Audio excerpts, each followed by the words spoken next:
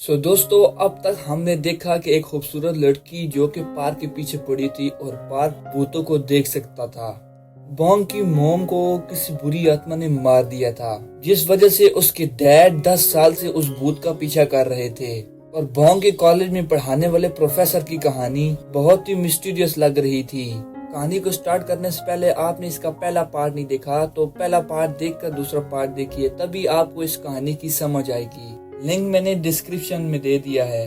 Bong और उसके दोस्त पिकनिक मनाने के लिए नदी के किनारे गए हुए थे और उसकी गोस्ट फ्रेंड नदी के किनारे बैठी थी। तभी एक चुड़ैल हुंजी को नदी में खींच लेती है, लेकिन बॉन्ग वहां पर पहुंच जाता है और नदी में कूद जाता है। नदी की चुड़ैल बॉन्ग के ऊपर भी हमला करती है, लेकिन वो उसे लात मारकर भगा देता है और हुंजी को लेकर बाहर आता है। मोंग म्यूंग बार के घर के बाहर प्रोफेसर को देखता है। मोंग के पिता को ढूंढने के लिए उसके घर पहुंचते हैं, जहां उन्हें लैंडलॉर्ड उसे बताती है कि एक लड़का बॉन्ग के पिता से मिलने के लिए आया था। मुझे लगा कि वो इनका बेटा होगा, मगर वो उसे देखने के बाद पहाड़ों की तरफ तेजी से भाग गए और वापस नहीं लौटे। मोंग अपने बाइक के लिए परेशान हो रहा था। वो उनका फोन ट्राई करता है तो हम देखते हैं उनका मोबाइल प्रोफेसर के पास है, क्योंकि उसी ने बॉन्ग के डैड को मारा था। प्रोफेसर उनको किसी चीज के बारे में पूछ रहा था, लेकिन जब वो इस चीज के बारे में नहीं बताते तो वो इनका गला दबाकर उन्हें मार देता है। अब हम मोटी चुड़ैल को प्रोफेसर की क्लीनिंग पे देखते हैं। वो उसका पीछा करते हुए वहां तक आ गई थी। तभी वहां पर प्रोफेसर पहुंच जाता है। मोटी चुड़ैल को लगता है कि वो उसे देख नहीं पाएगा, लेकिन तभी वो उसका गला पकड़ लेता है और उसकी गर्दन तोड़कर उसे जान से मार देता है। इधर मोंग बॉन्ग के पिता की मिसिंग के लिए पुलिस स्टेशन में रिपोर्ट लगाने चला जाता है। अब हमें अगले दिन का सीन दिखाया जाता है, जहाँ पर इन रैंक पिकनिक वाले फोटो को देखकर बहुत खुश हो रहा था, क्योंकि उसमें उसको हायोंजी भी दिखाई दे रही थी। हायोंजी और मोंग भी वहाँ पर आ जाते हैं। तब वो उसे ये फोटो दिखाते हैं और कहता है कि ये देखो, मैंने कहा था ना कि मैंने एंजल को देखा था। इन रैंक उसके प्यार में पड़ चुका था। वो उसकी तारीफ किए जा रहा था, लेकिन चोई कहता है, अरे पागल, वो कोई एंजल नहीं चुड़ैल है। हायोंजी बहुत खुश होने लगती है, क्योंकि कोई उसको इतना पसंद जो कर रहा था। फिर एक शाम को बॉन्ग हायोंजी के नाम से एक सूट जला देता है, जो कि इनका 100 सीजन फॉर्म था। हम देखते हैं कि एक आदमी पागलों के हॉस्पिटल में रेनोवेशन का काम कर रहा था, लेकिन तभी उसकी मुलाकात एक पागल चुड़ैल से हो जाती है। जिसके बाद चोई और उसकी पूरी टीम उस जगह के लिए निकल जाती है। रास्ते में इंद्रायण चोई को बताता है कि उसने पागलों के हॉस्पिटल को भूत की वजह से बंद करना पड़ा था, लेकिन बिल्डिंग का नया मालिक फिर से उसे स्टार्ट करना चाहता है। वो चारों जब वहां पहुंचते हैं तो अलग अलग टीम बनाकर भूतों को ढूंढने के लिए निकल जाते हैं। तभी चोई और इनरैंक एक वार्ड में जाते हैं, जहां स्ट्रेचर के नीचे एक चुड़ैल छुपी हुई थी। वो दोनों इससे डर कर भागने लगते हैं। उन दोनों की आवाज सुनकर बॉन्ग और ह्योंजी वहां पर पहुंच जाते हैं। चुड़ैल हायोंजी का पैर पकड़ लेती है। बॉन्ग उसे बचाने के लिए बढ़ने लगता है तो एक दूसरा भूत उस पर हमला कर देता है। बॉन्ग उसे मारने वाला था, तभी ह्योंजी उसे रोकती है और ये कहती है कि ये भूत तो है, मगर ये हमें हर्ट नहीं करना चाहते। इसके बाद वो उसे बुलाकर एक पेंटिंग दिखाती है। अब हमें अगले दिन का सीन दिखाया जाता है, जहाँ पुलिस को उन भूतों की डेड बॉडी हॉस्पिटल के बाहर मिलती है। इन पागलों का कोई परिवार नहीं था, इसीलिए डॉक्टर इन्हें मारकर वहाँ पर छुपा दिया था और इनकी आंख और किडनी निकाल कर बेच दिए थे। पुलिस को जैसे ही उन सभी की बॉडी मिलती है, उन सभी भूतों की आत्मा को शांति मिल जाती है। इसके बाद हम इन रैंक को देखते हैं। वो समझ गया था कि जिसे वो एंजल समझता है वो मोंग के साथ रहती है और हॉस्पिटल में उसी ने इसकी जान बचाई थी। इसीलिए वो उसे कहता है कि सुनो एंजल, मैं तुम्हें बहुत पसंद करता हूँ, तुम मुझे बहुत अच्छी लगती हो। बॉन्ग कहता है कि अरे पागल, वो एंजल नहीं है, वो चुड़ैल है, कितनी बार बताया है। इसके बाद बॉन्ग उसे लेकर म्यूजियम पार्क चला जाता है, जहाँ वो दोनों फेरी व्हील पर बैठते हैं। बॉन्ग कहता है कि तुम्हारे एग्जाम में अच्छे नंबर आए तो मैं तुम्हें दोबारा यहाँ पर लेकर आऊंगा। तभी हायोंजी उससे कहती है कि मैं तुम्हें पसंद करती हूँ, और फिर वो वहाँ से गायब हो जाती है। बॉन्ग उसे ढूंढते हुए घर आ जाता है, जहाँ वो देखता है कि हायोंजी सो चुकी है, लेकिन वो सोई नहीं थी। वो उसे प्रपोज करके छुप रही थी। उसे बहुत ही शर्म आ रहा था। अगले दिन वो चोई और इंद्रैंक से मिलने के लिए जाते हैं, तो आज इंद्रैंक हायोंजी के लिए हील्स लेकर आया था, जिसे देखकर वो बहुत खुश होती है। लेकिन बॉन्ग इंद्रैंक से कहता है कि उसे हील्स पसंद नहीं है, मगर हायोंजी को हील्स बहुत पसंद आते हैं। फिर जब वो दोनों वहाँ से घर लौट रहे थे तो हायोन जी के सर में बहुत तेज दर्द होने लगता है और वो गायब हो जाती है, जिसके बाद बोंग बहुत ही परेशान हो जाता है। तभी वापस जब वो अपीयर होती है तो बोंग उसे देखते ही सीने से लगा लेता है। पुलिस को अभी भी जो के कातिल के बारे में कुछ भी पता नहीं चल पाया। इधर प्रोफेसर जो के फ्यूनर पर जाते हैं, जहां जो का बॉयफ्रेंड भी आया था, जो कि उसके मरने से बहुत दुखी था। अगली सुबह हायोन जी और मोंग के पीछे कुछ भी सही नहीं रहता। हायोन जी ने जब उसे प्रपोज किया था तो बोंग को उसके दिल का हाल पता चल गया था, लेकिन बोंग ने उसे अब तक प्रपोज नहीं किया था। हालांकि वो भी उसे पसंद करने लगा है, इसीलिए वो अकेले चोई के पास जाता है और उससे वो पूछता है कि क्या तुम्हें पता है कि लड़कियों को इम्प्रेस कैसे करते हैं। चोई कहता है कि मुझे सब पता है, नो टेंशन। वो बोंग को लड़कियां पटाने के लिए अलग अलग तरीके बताने लगता है। चोई की बातें इन रैंक भी नोट कर रहा था, क्योंकि उसे भी हायोन जी को प्रपोज करना था। जब बोंग हायोन जी से मिलता है, वो उसे इम्प्रेस करने के लिए वो सारे पैंतरे आजमाता है जो उसे चोई ने बताए थे, मगर उसका कोई भी आइडिया काम नहीं करता। पुलिस वालों को जहां पर जो की लाश मिली थी वहां पर थोड़ी से ही दूर सीसीटीवी कैमरा से प्रोफेसर की गाड़ी जाते हुए दिख जाती है, जिसके बाद वो लोग प्रोफेसर से पूछताछ करने के लिए निकल जाते हैं। इधर हायोन जी बोंग से पूछती है कि तुम भूतों को कब से देखने लगे। वो बताता है कि मैं तब 5 साल का था, इसीलिए मुझे ठीक से कुछ याद नहीं है। तभी हायोन जी उसे बताती है कि जब से तुम मुझे मिले हो मैं बहुत खुश हूँ। डिटेक्टिव प्रोफेसर को बुलाकर पूछते हैं कि तुम उस दिन वहाँ पर क्या करने गए थे जहाँ पर जू की लाश मिली थी। वो कहता है कि मैं अपनी माँ से मिलने गया था, वो वहीं पर पास में रहती है। तभी डिटेक्टिव यान का कलीग आकर उसे बताता है कि जू के बॉयफ्रेंड ने सुसाइड कर लिया और मरने से पहले उसने जू की माँ को मैसेज किया था कि उसने जू का मर्डर किया है, इसलिए वो इसको माफ कर दे। लेकिन जू के बॉयफ्रेंड ने सुसाइड नहीं किया था, बल्कि प्रोफेसर ने उठाकर उसे बाहर फेंक दिया था और उसी ने फिर उसके मोबाइल से जू की माँ को मैसेज किया, जिसके बाद पुलिस को प्रोफेसर को छोड़ना पड़ता है। लेकिन डिटेक्टिव यांग को अभी भी ये केस इतनी सीधी नहीं लग रही थी, उसे प्रोफेसर पर शक हो रहा था। बोंग के अंकल म्यूंग उसके घर पर उसके स्कूल की वीडियो देख रहे थे, तभी वो उस वीडियो में प्रोफेसर को भी देख लेते हैं और सोचने लगते हैं कि ये आदमी तो वही है जो उस दिन बिल्डिंग के नीचे मिला था। लेकिन वो बोंग के स्कूल में क्या कर रहा था, जबकि ये वीडियो बहुत पुरानी थी। जिसके बाद वो प्रोफेसर से मिलने के लिए उनके क्लिनिक जाता है, क्योंकि उसने उसे पहले भी वहाँ पर देखा था। वो प्रोफेसर से पूछते हैं कि क्या हम पहले कभी मिल चुके हैं। वो कहता है कि मुझे ऐसा कुछ याद नहीं, लेकिन मैं इतना जानता हूँ कि आप पार्क बोंग के अंकल हैं और मैं उसका प्रोफेसर हूँ। इसके बाद वो इसे हाथ मिलाकर वहाँ से जाने लगते हैं, तो तभी मोंग को उसके अंदर बुरी शक्ति का एहसास होता है। पुलिस प्रोफेसर से मिलने के लिए उनके घर पहुंच चुके थे। डिटेक्टिव यांग उनसे पूछते हैं कि क्या कुछ दिन पहले आपका बेटा आपसे यहाँ पर मिलने आया था। वो कहती है कि हाँ, वो यहाँ पर आता रहता है। तभी वहाँ पर प्रोफेसर पहुँच जाता है, जिसके बाद पुलिस वहाँ से चली जाती है, मगर प्रोफेसर की माँ उसे देखकर कुछ ठीक महसूस नहीं कर रही थी। अब हम देखते हैं कि जब चोई एक काम खत्म करके बोंग को उसके घर ड्रॉप करता है, तो इंद्रंग बोंग को एक लेटर देता है और उसे कहता है कि वो इसे यूनजी को दे दे और उसे बताया कि वो उसे कितना प्यार करता है। मगर बोंग उसे कहता है कि वो किसी और को पसंद करती है, तुम उसे भूल जाओ। ये सुनकर इंद्रंग रोने लगता है और वो रात 2 बजे तक पीता है और वो सुसाइड करने के लिए जाने लगता है, लेकिन चोई जाकर उसकी जान बचाता है। इधर मोंग अपने समन फ्रेंड के पास पहुंच जाता है और उसे बताता है कि मैं एक आदमी से मिला था, जब मैंने उससे हाथ मिलाया तो मुझे वैसी शक्तियाँ महसूस हुई जैसे मैंने बोंग के बचपन में महसूस किया था। समन कहती है कि अगर तुम्हें ऐसा एहसास हुआ है तो मगर कुछ तो गड़बड़ है। फिर मोंग उन्हें बताते हैं कि जब बोंग छोटा था तब मैंने उसके ऊपर एक हथियार इस्तेमाल किया था जो कि उसी वक्त टूट गया। अगर इस वक्त वो मेरे पास होता तो मैं उस आदमी के बारे में जरूर पता लगा लेता। प्रोफेसर जब अपनी मॉम के घर से लौटता है तो एक औरत उसकी माँ से कहती है, तुम्हारा बेटा कितना हैंडसम है, जिस पर वो कहती है कि वो मेरा बेटा नहीं है। तभी हमें एक फ्लैशबैक का सीन दिखाया जाता है जहाँ पर उसके बेटे ने उसके पति को उठाकर बिल्डिंग से बाहर फेंक दिया था और उस वक्त उसके अंदर से एक बुरी शक्ति निकल रही थी। तब हम बोंग को यूनजी से बातें करते हुए देखते हैं। तभी मोंग वहाँ पर आकर उससे बातें करते हुए सुन लेते हैं। मोंग उसे कहते हैं कि तुम किसी भूत के साथ हो ना। मोंग बहुत ही चिल्लाते हैं और कहते हैं कि तुम भूल गए क्या कि तुम्हारी माँ भूतों की वजह से ही मरी थी, इसीलिए मैं आज ही तुम्हारी आंखों का ऑपरेशन करवा दूंगा।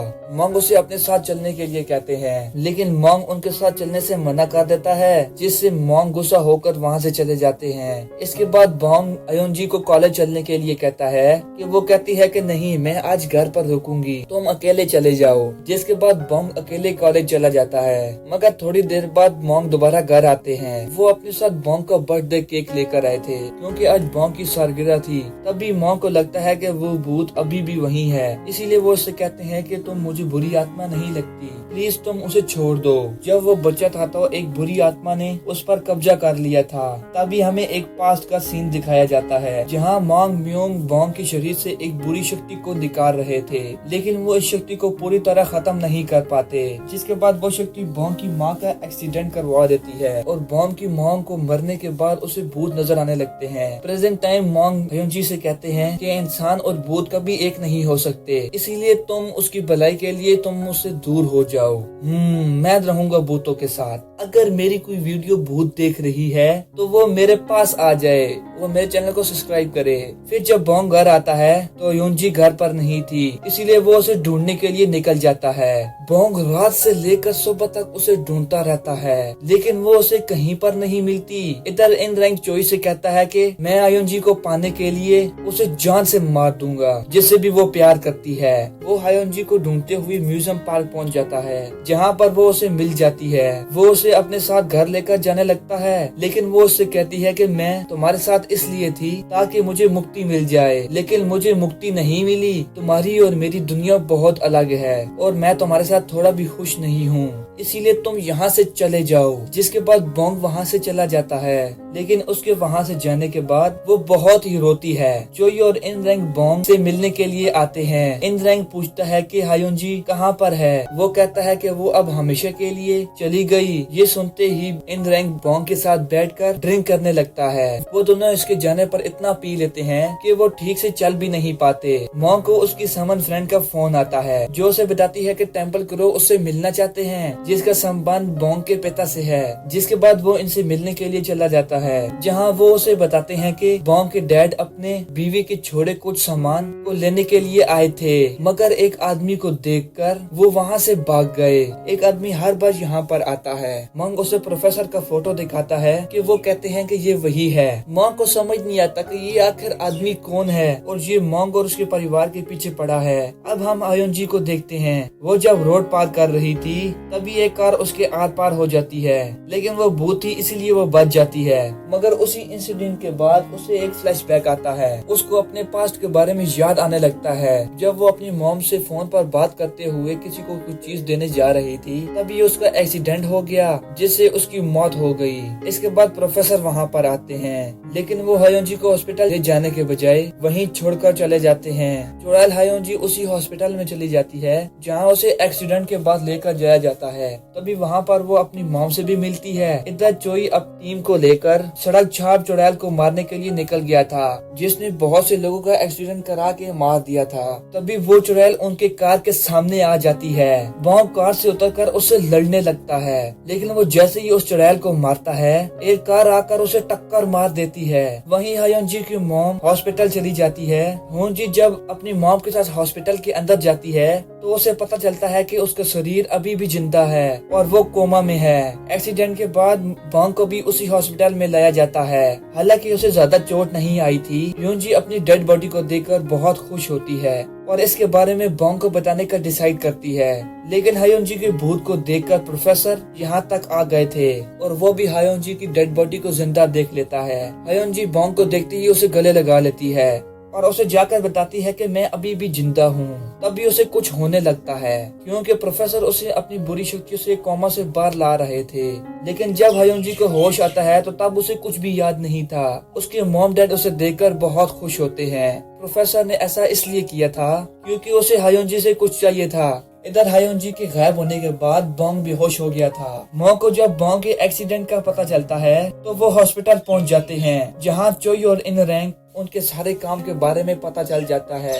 मोंग चोई के कान छीनने लगते हैं और उसे ये काम बंद करने को कहते हैं। हायोंजी को देखने के लिए पूरे हॉस्पिटल के लोग इकट्ठा हो गए थे। इन रैंक भी उसे देख लेता है और जाकर डायरेक्ट बोंग को बता देता है। बोंग भागते हुए इसके पास आता है और उसे देखते ही गले लगा लेता है, लेकिन वो उसे अपने से दूर रहने को कहती है और उसे पहचान नहीं पाती। जिसके बाद बोंग वहाँ से चला जाता है। वो इन रैंक को भी नहीं पहचानती। थोड़ी देर बाद चोई और इन रैंक बोंग से मिलने के लिए आते हैं और उसे बताते हैं कि 5 साल पहले हायोंजी का एक्सीडेंट हुआ था, जिसके बाद वो 5 साल तक कोमा में थी और जो तुम्हारे साथ थी वो उसी की आत्मा थी, लेकिन अब जब वो होश में आ गई तो उसकी याददाश्त चली गई है। इसके बाद चोई इन रैंक से कहता है कि अब हायोंजी मेरे साथ रहे या बोंग के साथ, उसकी खुशी में ही मेरी खुशी है, लेकिन इससे पहले मुझे उस आदमी को पकड़ना है जिसकी वजह से हायोंजी का ये हाल हुआ था। अब हम डिटेक्टिव जॉन्ग को देखते हैं। उसे जो के मर्डर के बाद और उसके बॉयफ्रेंड के सुसाइड के बाद उसे ये बात हजम नहीं हुई थी, इसलिए वो पता करने की कोशिश कर रहे थे कि उसने सच में सुसाइड किया है या उसका मर्डर हुआ था। थोड़ी देर के बाद बोंग फिर से हायोंजी से मिलने के लिए आता है। वो कहती है कि अरे तुम फिर से यहाँ पर क्यों आ गए? बोंग कहता है कि बोंग नाम है मेरा और मैं तुम्हारा बॉयफ्रेंड हूँ। जब तुम भूत थी तो तब तुम मेरे साथ रहती थी। हायोंजी कहती है कि तुम्हारा दिमाग तो खराब नहीं हो गया, चलो जाओ यहाँ से। तभी बोंग उसका फोन लेकर उसे अपना नंबर दे देता है। फिर वो उसका सारा सामान उसे दे देता है जो वो तब इस्तेमाल करती थी जब वो भूत थी। फिर जब वो उन चीजों को देखती है तो उसमें उसकी हैंड राइटिंग भी थी। तभी उसे वहाँ पर विजन आता है जो नदी के किनारे बैठी थी। इसके बाद हर रोज बोंग उसे मिलने के लिए आने लगता है, मगर वो उसे इग्नोर करती थी। फिर एक दिन बोंग उसे कहता है कि मैं मीट लाया हूँ, तो वो उसके साथ खाने के लिए बैठ जाती है क्योंकि उसे मीट खाना बहुत पसंद था। फिर जब वो मीट खाकर वहाँ से चली जाती है, लेकिन वो अपना फोन वहीं पर भूल गई थी। फिर जब वो मीट खाकर वहाँ से जाने लगती है तो वो उसे वहाँ पर डॉक्टर का भूत दिखाई देता है जिसने बहुत सारे पेशेंट को मारने के बाद अपने आप को भी मार दिया था। यूंजी उसे देखकर डरने लगती है और बार बार बोंग का नाम चिल्लाने लगती है।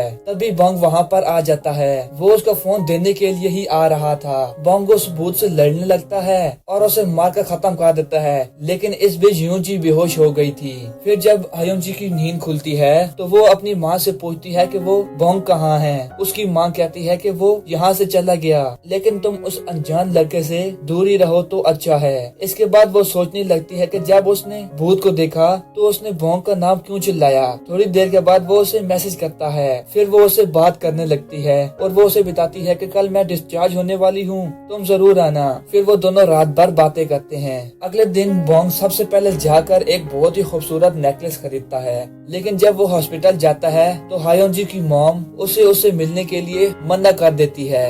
हायोंजी को डिस्चार्ज से पहले उसको साइकोथेरेपी इंचार्ज से मिलाया जाता है जो कि प्रोफेसर हाई सिंह ही होते हैं। प्रोफेसर उसे घर तक छोड़ने के लिए भी जाते हैं, लेकिन अपना हीरो दूर से ही उसे देख रहा था क्योंकि हायोंजी की माँ ने उसे मिलने के लिए मना जो कर दिया था। कार में हायोंजी की माँ प्रोफेसर को बताती है कि वो उस दिन किसी अजनबी की मदद करने के लिए गई थी और फिर इसका एक्सीडेंट हो गया। अगले दिन बोंग, इन रैंक और चोई एक दूसरे से बात कर रहे थे। तभी वहाँ पर हायोंजी आती है जिसे प्रोफेसर ने अपने कॉलेज में अपना लेक्चर अटेंड करने के लिए बुलाया था। इन रैंक उसे हाय करता है, मगर क्लास में जब सियो यन बोंग के साथ बैठती है तो उसे देखकर हायोंजी को बहुत जलन होती है। फिर क्लास के बाद हायोंजी बोंग के पास बैठी थी तो उसे लगता है कि शायद वो इस जगह पर पहले आ चुकी है। इसके बाद हायोंजी अपने स्कूल के पुराने फ्रेंड से मिलने के लिए चली जाती है। वहीं बोंग जब अपने घर जा रहा था तो वो देखता है कि सियो यन सड़क के किनारे रो रही थी, जिसके बाद वो उसे एक बार में लेकर जाता है। लेकिन तभी हायोंजी वहाँ पर आ जाती है और बोंग से कहती है कि जब मैं तुम्हारी गर्लफ्रेंड थी तो तुम उस तेल चट्टी के पीछे क्यों पड़े हो। हायोंजी उस पर गुस्सा करती है। तभी बोंग मुस्कुराने लगता है और फिर एकदम से उसे किस कर लेता है, जिसके बाद वो उसे एक लात मारती है। फिर वो उसे एक नेकलेस दे देता है जिसे इसने उसके लिए लिया था। इसके बाद वो दोनों अपने अपने घर चले जाते हैं। हायोंजी की मॉम कहती है कि मैं तुम्हारे अंकल से मिलकर आती हूँ, तुम दरवाजा लॉक कर लेना। मगर मॉम के जाते ही एक चुड़ैल उनके घर घुस जाती है। हायोंजी उससे डर कर भाग जाती है और बोंग को कॉल कर देती है। बोंग जब वहाँ पर आता है तो उसे पता चलता कहता है कि वो कोमा से बाहर आने के बाद अब भी भूतों को देख सकती है। बॉन्ग उसे गले लगाकर कहता है कि तुम चिंता मत करो, मैं हमेशा तुम्हारे साथ हूँ। इसके बाद वो उसे अपने घर छोड़ देता है। अब हम एक आदमी को देखते हैं, उसे पहाड़ी पर एक आदमी की डेड बॉडी मिलती है। नेक्स्ट डे हायोंजी अपने थेरेपी के लिए फिर से प्रोफेसर से मिलती है, जहाँ वो उसे अपनी एंजाइटी कम करने के लिए पपी के साथ वाल्व पर जाने के लिए बोलता है। तभी हायोंजी को एक विजन आता है, जहाँ एक आदमी उसे पूछ रहा था कि वो चीज कहाँ है जो तुम देने के लिए आई थी। प्रोफेसर पूछते हैं कि क्या हुआ, वो कहती है कि कुछ नहीं। फिर जब वो उसे कॉलेज ड्रॉप करने के लिए जा रहा था तो वो उसे पूछता है कि तुम बॉन्ग से कैसे मिली थी। वो कहती है कि पता नहीं, कॉलेज में बॉन्ग हायोंजी को भूतों से लड़ने के लिए ट्रेनिंग दे रहा था। तभी वहाँ पर चोई और इन रैंक पहुँच जाते हैं। वो दोनों खुद से इसको अपना इंट्रोड्यूस करवाते हैं। चोई हायोंजी को सेल्फ डिफेंस सिखाने लगता है, लेकिन वो टेक वनडो में ब्लैक बेल्ट थी। वो चोई को मारकर उसके अखरोट फोड़ देती है। वहीं दूसरी तरफ हम देखते हैं कि मोंग मियू को एक कॉल आता है कि हमें आपके भाई मिस्टर बाग की बॉडी मिल चुकी है। मोंग उसे देखने के लिए पुलिस स्टेशन जाते हैं, जहां उसे पता चलता है कि उनके भाई का मर्डर हुआ है। उनका भी मर्डर वैसे ही हुआ था जैसे जू का हुआ था। इसके बाद मोंग बॉन्ग को भी बुला देते हैं। बॉन्ग अपने पिता को बॉडी को देखकर बहुत ही रोता है। हायोंजी बॉन्ग को मैसेज कर रही थी, लेकिन वो अपने डैड के फ्यूनरल में बिजी होने के कारण उसके मैसेज का कोई भी रिप्लाई नहीं देता। फिर जब उसे पता चलता है तो वो फ्यूनरल होम पहुंच जाती है। बॉन्ग को तो पुलिस वाले पूछताछ करने के लिए अपने साथ ले जाते हैं, लेकिन हायोंजी बॉन्ग की डैड की फोटो देखती है तो उसे एक विजन आता है। जब वो टेंपल से आ रही थी तो वो उसे मिले थे और उन्होंने इसके हाथों में कुछ देते हुए कहा था कि वो उसे इसके बेटे को दे दे। हायोंजी जब इस चीज को खोल कर देखती है, वो एक लेटर जिस पर पाक बॉन्ग नाम लिखा था। ये सब याद आने के बाद हायोंजी के सर में दर्द होने लगता है। वो इसके बारे में मोंग को भी बताती है। मोंग पूछती है कि क्या तुम्हें याद है वो चीज कहाँ है। वो कहती है कि नहीं। मोंग कहता है कि अगर तुम्हें कुछ याद आ जाए तो मुझे जरूर बताना। जो चीज तुम्हारे पास है वो बॉन्ग के लिए बहुत ही इम्पोर्टेंट है और इसके बारे में बॉन्ग या किसी और से कुछ मत कहना। लेकिन प्रोफेसर भी वहीं खड़े थे, जो इनकी बातों को सुन लेते हैं। वहीं फॉरेंसिक रिपोर्ट में बॉन्ग के पिता के ऊपर प्रोफेसर के डीएनए मिले थे। बॉन्ग अपने डैड के खत को पढ़कर बहुत रोता है। तभी हायोंजी उसके घर आती है और दरवाजा खोलने के लिए कहती है, लेकिन वो दरवाजा नहीं खोलता। जिसके बाद हायोंजी वहाँ से अपने घर जाने लगती है। तभी रास्ते में प्रोफेसर उसे मिल जाते हैं और उसे अपने क्लिनिक ले जाते हैं। इधर डिटेक्टिव बॉन्ग के घर पहुंचकर उसे बताते हैं कि हमें फॉरेंसिक रिपोर्ट में उनके ऊपर प्रोफेसर की उंगलियों के निशान मिले हैं। वो पूछते हैं कि तुम्हारे पिता प्रोफेसर को कैसे जानते थे। बॉन्ग कहता है कि मुझे तो इस बारे में कुछ भी नहीं पता। जिसके बाद बॉन्ग अपने अंकल से मिलने के लिए जाता है और उनसे इनके बारे में पूछता है। मोंग बता देते हैं कि प्रोफेसर के अंदर वही बुरी आत्मा है जो सालों पहले तुम्हारे अंदर से निकली थी। वो आत्मा तुम्हारे पिता की पीछे थी। उसे तुम्हारे पिता के पास से कुछ चाहिए था, इसीलिए तुम्हारे पिता ने उस चीज को उससे बचाने के लिए हायोंजी को दे दिया। जिसके बाद वो उसके पीछे पड़ गया, लेकिन एक्सीडेंट के बाद वो चीज कहीं गायब हो गई। जिसके बाद बॉन्ग हायोंजी के घर जाने के लिए निकल पड़ता है और कंटिन्यू से कॉल भी करता है। लेकिन हायोंजी को प्रोफेसर ने चाय में मिलाकर कुछ पिला दिया था, क्योंकि उसने फ्यूनरल पर मॉम से बात करते हुए सुन लिया था। तभी हायोंजी को सारी बात याद आ जाती है, क्योंकि उस दिन उसका एक्सीडेंट प्रोफेसर नहीं किया था। वो उसके पास से एक चीज चाहते थे जो कि बॉन्ग के डैड ने बॉन्ग को देने के लिए कहा था। लेकिन तभी वो बेहोश हो जाती है। बॉन्ग जब हायोंजी के घर जाता है तो वो अपने घर पर नहीं थी। तब हम देखते हैं कि प्रोफेसर हायोंजी को वहाँ से लेकर जा रहा है, क्योंकि पुलिस उसे पकड़ने के लिए आ रही थी। मगर चोई और इन रैंक प्रोफेसर को हायोंजी को बेहोश करते हुए देख लेते हैं, इसलिए वो उसका पीछे करने लगते हैं। बॉन्ग प्रोफेसर के क्लिनिक पर जाता है, जहाँ उसे हायोंजी का नेकलेस मिल जाता है। तभी पुलिस भी वहाँ पर पहुँच जाती है। इधर चोई की कार प्रोफेसर का पीछे करते हुए रास्ते पर ही खराब हो जाती है। मोंग बॉन्ग को बताता है कि जब तक वो चीज उसे मिल न जाएगी वो हायोंजी को कुछ नहीं कर सकता। बॉन्ग उसे पूछता है कि उसमें क्या खास है, जिस पर मोंग उसे बताता है कि तुम्हारे अंदर तुम्हारी माँ की एनर्जी है, जिससे तुम भूतों को देख सकते हो। इसीलिए वो उस चीज के जरिए तुम्हें अपने वश में करना चाहता है। तभी उसे चोई का कॉल आता है। वो उसे सारी बात बता देता है, जिसके बाद वो चोई के पास वहाँ पर पहुँच जाता है। लेकिन प्रोफेसर हायोंजी को कहाँ ले गए थे वो किसी को पता नहीं था। वहीं पुलिस स्टेशन में प्रोफेसर की वजह से उसकी माँ को इन्फॉर्मेशन के लिए बुलाया गया था। बॉन्ग सोचता है कि उसे वहाँ जाना चाहिए जहाँ पर हायोन जी का एक्सीडेंट हुआ था, क्योंकि प्रोफेसर को जिस चीज की तलाश थी वो वहीं पर होगी। इसी बीच बॉन्ग अपने कार को भी ठीक कर लेता है। तभी इन रैंक प्रोफेसर के फोन को ट्रेस करके ये पता लगाता है कि प्रोफेसर कौन सी जगह पर सबसे ज्यादा बार गए हैं। इसके बाद वो लोकेशन को ट्रैक करते हुए निकल जाते हैं। इधर मॉन्ग प्रोफेसर की माँ से जाके अकेले में मिलते हैं और उनसे कहते हैं कि मुझे पता है कि आपके बेटे के अंदर बुरा साया है, लेकिन ये सब कब शुरू हुआ। जिस पर वो बताते हैं कि एक दिन जब मेरे पति मुझे मार रहे थे तो एकदम से मेरे बेटे ने उसे उठाकर बाहर फेंक दिया और तब मैंने उसे इस हाल में देखा। उसके बाद वो पूरी तरह से बदल गया। प्रोफेसर हायोन जी को एक सबवे के पास लेकर जाते हैं। वो बोलते हैं कि मुझे पता है कि तुम्हारी याददाश्त वापस आ चुकी है, अब तो मुझे उस चीज के पास ले चलो, नहीं तो मैं तुम्हारी माँ और बॉन्ग को मार डालूंगा। जिसके बाद वो उस जगह के लिए लेकर निकल जाती है। मॉन्ग भी वहाँ बॉन्ग के पास पहुँच गए थे और वो भी इनके साथ मिलकर हायोन जी को ढूंढ रहे थे।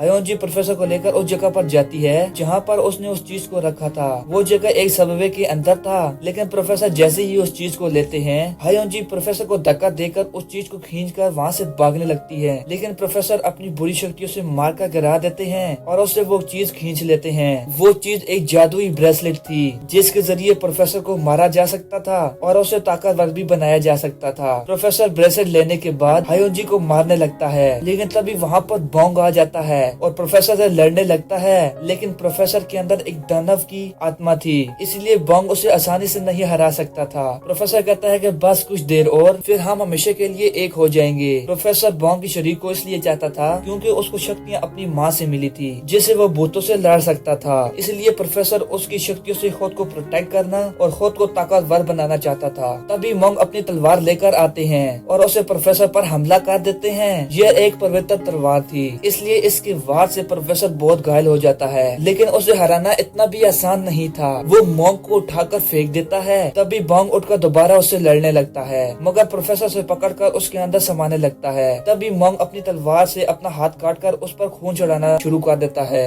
और फिर उस तलवार की शक्ति से प्रोफेसर पर हमला करता है तो वो दूर जाकर बेहोश हो जाता है। मगर वो दानव प्रोफेसर से निकलकर बॉन्ग में घुस जाती है और उसे मार देती है। तभी हायोन जी उस ब्रेसलेट को बॉन्ग की तरफ फेंकती है। बॉन्ग उस ब्रेसलेट को पहन लेता है। वो बुरी शक्तियाँ बॉन्ग से निकलकर बॉन्ग की तरफ बढ़ रही थी, लेकिन बॉन्ग उस बुरी आत्मा को मार देता है और वो नष्ट हो जाती है। बॉन्ग अपने अंकल की मरने की वजह से रो रहा था, लेकिन तभी वो उठ जाते हैं क्योंकि वो जिंदा थे। साथ ही प्रोफेसर भी जिंदा बच गए थे, जो कि कई सालों के बाद बुरी शक्ति से आजाद हुए थे। पुलिस प्रोफेसर को पकड़ ले जाती है क्योंकि उनकी नजरों में सभी चीजों का जिम्मेदार तो वही था। फिर जब बॉन्ग हायोन जी को जोड़ने के लिए उसके घर जाता है, फिर उसकी माँ कहती है कि तुम्हारी वजह से ही मेरी बेटी पहले ही बहुत ही मुसीबतों का सामना कर चुकी है, इसलिए कल हम ये शहर छोड़कर जा रहे हैं। तुम उसे भूल जाओ, इसी में तुम दोनों की भलाई है। इस इंट्रोगेशन के दौरान प्रोफेसर सभी जुर्म को कबूल कर लेता है। उसकी माँ जब उससे मिलने के लिए आई तो वो कहता है कि मैं एक गैंगस्टर हूँ और आप मुझसे मिलने के लिए मत आना। यहाँ पर हायोन जी जाने से पहले बॉन्ग से मिलना चाहती थी। वो उसे कॉल करके बुलाती है, लेकिन बॉन्ग कहता है कि अगर मैं तुमसे मिला तो मैं अपने जज्बातों पर काबू नहीं रख पाऊंगा, इसलिए तुम चली जाओ, हम फिर मिलेंगे। अगली सुबह वो बॉन्ग का आने का वेट करती है, लेकिन वो नहीं आता। जिसके बाद वो अपने मॉम डैड के साथ वहाँ से चली जाती है। अब हमें थोड़े दिनों के बाद का सीन दिखाया जाता है जहाँ हायोन जी कॉलेज में वापस आ चुकी थी और उसने कॉलेज में एडमिशन ले लिया था, लेकिन वो अभी भी भूतों को देख सकती थी। कुछ भूत उसे परेशान करते हैं तो वो उन्हें अच्छे से कूटती है। दूसरी तरफ चोई और इन रैंक ने मिलकर एक बहुत बड़ी भूतों को भगाने वाली कंपनी ओपन कर ली थी। मॉम की करज समन उसकी कॉम्पिटिटर बन गई थी, इसलिए उन दोनों की लड़ाई पुलिस स्टेशन तक पहुंच गई थी। अब हम हायोन जी को अपने कॉलेज कुछ फ्रेंड के साथ डेट पर जाते हुए देखते हैं। वो उनके साथ फ्लर्ट कर रही थी, लेकिन तभी बॉन्ग वहाँ पर आ जाता है और उसे वहाँ से लेकर चला जाता है। वो उसे खूब डांटता है। तभी हायोन जी को उसके मॉम का मैसेज आता है कि वो उसके घर सियोल आई है, इसलिए वो बॉन्ग से कहती है कि मेरे घर मॉम आई है, इसलिए तुम यहाँ से चले जाओ। अगर उन्होंने तुम्हें यहाँ पर देख लिया तो ठीक नहीं होगा। लेकिन वो खुद उसे उसकी मॉम के पास लेकर चला जाता है और उनसे मिलने के बाद उनसे एक परमिशन मांगता है कि क्या हम एक दूसरे को डेट कर सकते हैं। उसकी माँ उसको परमिशन दे देती है, जिसके बाद वो दोनों बहुत खुश होते हैं। वहीं एंड में हम देखते हैं कि प्रोफेसर की माँ अभी भी उससे मिलने के लिए आती है और उसके लिए बिरयानी लाती है। प्रोफेसर ने भी अपने माँ के लिए कुछ बनाया था। तो दोस्तों, ये स्टोरी आपको कैसी लगी प्लीज कमेंट बॉक्स में जरूर बताना। तो मिलते हैं अगली वीडियो में। Bye bye. लाइक और सब्सक्राइब जरूर करना।